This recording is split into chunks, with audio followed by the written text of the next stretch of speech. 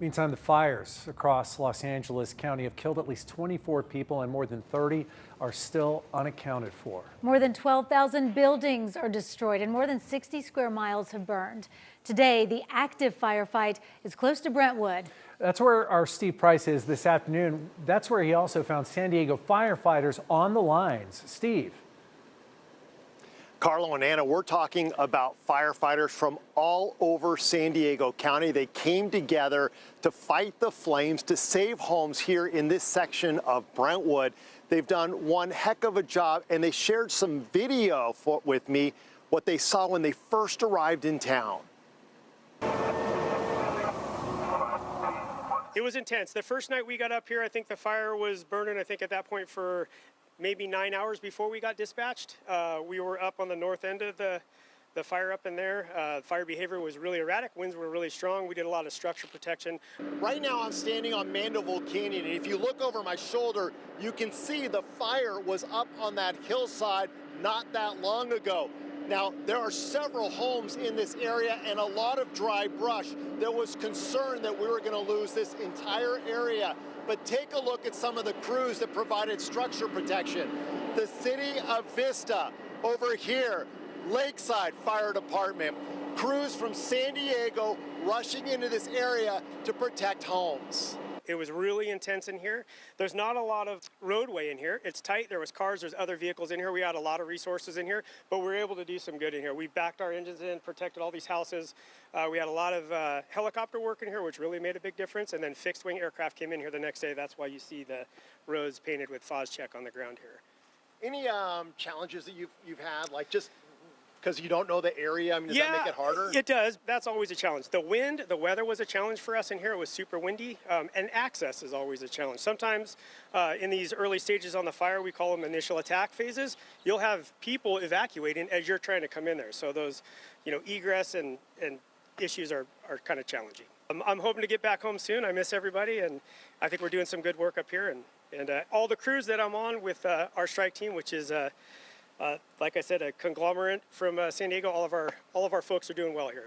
But we'll be excited to get home when this is all done. Sleep in your own bed. Sleep in my own bed. Yes, yes, for sure. Yeah, they are all ready for a good night's sleep. Okay, back live, you can see the National Guard here at the end of Mandeville Canyon at sunset. That's because we do still have mandatory evacuations in place for this area. The good news, although Sean was talking about the strong winds and we were expecting them here in the Brentwood area, we didn't really get them, which was great news because it meant the fire crews could really jump on the flames in this area, knock them down. Haven't gotten an update on containment yet, but I have a good feeling, Carlo and Anna, that we will see that number go up.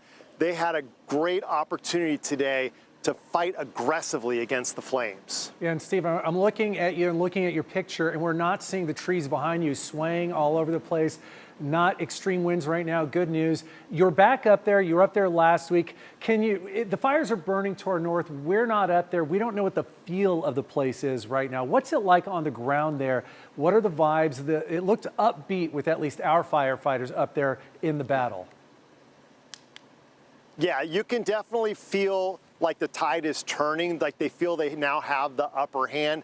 That said, we've seen what can happen when those embers kick up again, if the winds start again. So that's why we still have mandatory evacuations, not just here in Mandeville Canyon, but Kenner Canyon is the next canyon over. They have mandatory evacuations still there. And then on the other side heading west, of course, the Pacific Palisades, which, because I went to high school at Pali High, I didn't want to go into that area. I honestly don't think I could handle what I would see when I get there. I mean, my childhood just gone.